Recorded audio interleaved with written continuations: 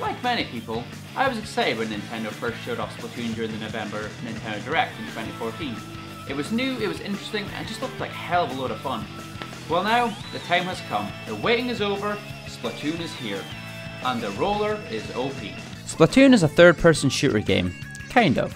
The point of the game isn't to get kills and tirelessly protect the integrity of your precious kill-death ratio, but rather to use the equipment you have to try and cover the map in your team's colour of ink, as well as ink over the bad guy's colour. People said for a long time that Nintendo should do some kind of shooter. There's even a quote from Shigeru Miyamoto from way back in 2010. Miyamoto said in an interview with Eurogamer, "I could make Halo. It's not that I couldn't design that game, it's just that I choose not to. One thing about my game design is that I never try to look for what people want and then try to make that game design. I always try to create new experiences that are fun to play." It was inevitable that Nintendo would eventually step into the market of shooters with an emphasis on online play. But in typical Nintendo fashion, they took the Call of Duties, the Halos and the Battlefields and tossed them out the window and created something which broke the mold, with charming visuals and plenty of fashionable items of clothing and weapon combinations to add plenty of replay value and reasons to put effort into leveling up. You play as either a Squid girl or a Squid boy. Their actual names are Inklings. They look human for the most part but have slight squid-like features and can fully transform into squids at will.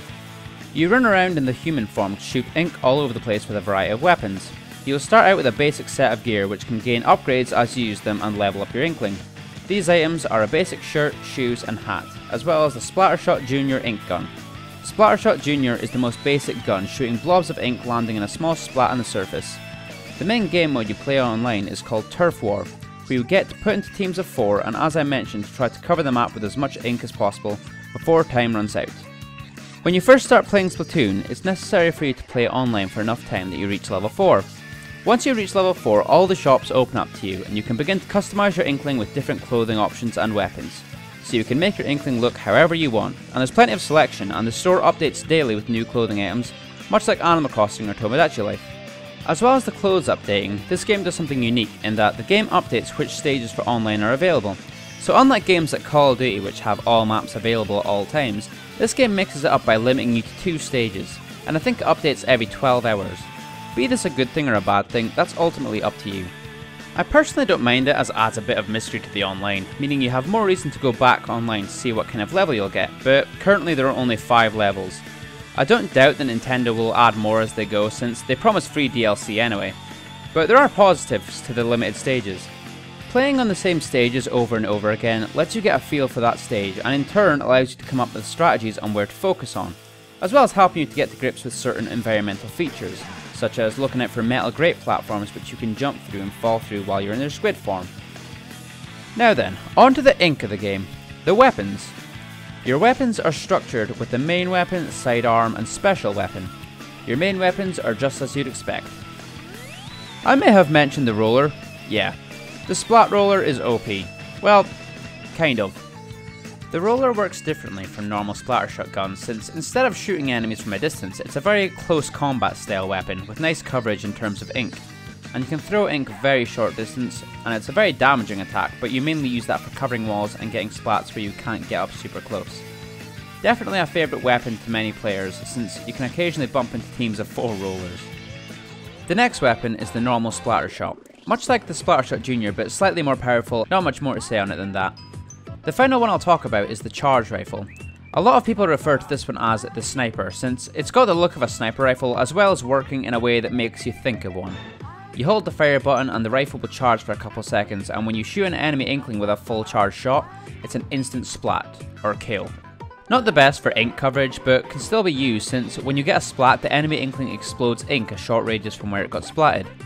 I don't want to ruin the surprise of unlocking more weapons as you go along, but there's definitely some interesting ones along the way. Next we have sidearms. These come in various shapes and forms. Firstly, we have 2 types of grenades, which have the same effect but work differently. These have a decent blast radius. One you throw and explodes after a couple seconds, whereas the other explodes on impact. We then have more wacky and interesting sidearms, such as the Splash Wall, which is a pillar you throw at the ground, which then starts to drop ink in a line. The Splash Wall is more for being used strategically, for splatting other Inklings rather than covering an area with ink, such as placing it in a narrow space and trying to push the Inklings towards it. It lasts for a while but can be cut short if shot by enemy Inklings. The final parts of the weapons are the special weapons. These you gain access to by filling your special meter. You fill this by covering the area with ink, covering the enemy teams with ink, and splatting. So basically everything contributes to filling this bar. But if you get splatted yourself, you lose about half the bar. The special arms are things such as the Ink Zuka, which fires tornado, whirlpool things of ink towards your enemies, resulting in an instant splat. Another is the Killer Whale, which is a one-shot weapon. You place it and it fires a massive sonic blast in a direction of your choosing. And any enemies unfortunate enough to be in its path of destruction get instantly splatted. Specials aren't always weapons, however. One of the most common being a shield, which you can activate, which protects you for a short while. The best part about the shield is that it protects you from being instantly splatted by the splash roller, but can be worn down quicker by being shot at.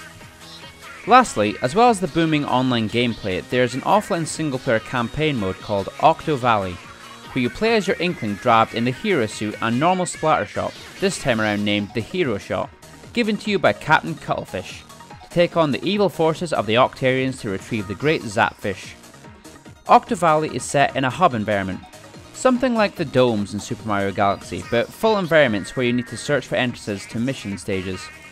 They are invisible until you shoot them with ink, then you can enter the stage. When you enter the stages, you progress through shooting boxes to pick up orbs, which can be used to upgrade your Inklings, since the gear you use in Octo Valley is separate to what you use online. And you can use the orbs to give yourself a bigger ink tank, a faster firing rate, better grenades, etc. As you proceed through the stages, they throw different obstacles at you, such as platforms which can raise and move based on the fan you shoot with ink, a suckerfish which sucks up the ink so you can't turn into a squid and climb walls, so you need to ink the wall like mad and wait for an opening to make it past. You fight Octarians as you make it through the stages. They start off fairly weak, throwing in stronger ones here and there, eventually leading up to boss stages where you can take on a big boss to free another small Zapfish, ultimately aiming to free the Great Zapfish. But don't fret, if you have yourself one of the lovely Splatoon Amiibo, you can tap it to your gamepad and enjoy Octo Valley all over again, but slightly different. The Squid Boy Amiibo lets you play Octo Valley using the roller weapon instead of the splatter shot, whereas the Squid Girl Amiibo lets you play with the charge rifle. And finally, the Squid Amiibo lets you play Octo Valley as a Kraken, which is basically a buffed up version of the normal squid. It's bigger, faster, and inks as you move, so you don't need to shoot yourself a path. The catch with the Kraken levels are that they are timed. All three of these add an extra level of challenge, since the stages are made to utilise the features of the splatter shot, so you can find yourself struggling with some enemies due to the weapon not having good range or speed. Oh, and the Amiibo. Amiibo. I was lucky enough to get my hands on the Amiibo triple pack, as well as this nifty t-shirt. They're really nice. I'm a big fan of Amiibo, having accumulated a bit of a collection, and I have to say the quality of the Splatoon Amiibo is great. The Splatoon art style transitions very nicely to physical form.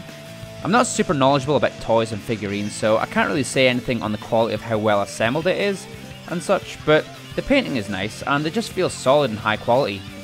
Overall, I've played Splatoon a bunch and really enjoy its quirky aesthetic and its unique gameplay. Splatoon feels like a breath of fresh air for online shooters, one filled with creativity, fun, and more colours than just grey and brown. Covering the level in ink is just satisfying, seeing your shiny viscous ink covering everything and landing with a greatly enjoyable splat noise. Engaging in close quarter skirmishes in the centre of the stage and strategically using the super jump ability to leap across to the enemy's base to quickly get some last minute coverage at the end of the game. It's fast paced, it's crazy, and I have an inkling you'd all enjoy it too.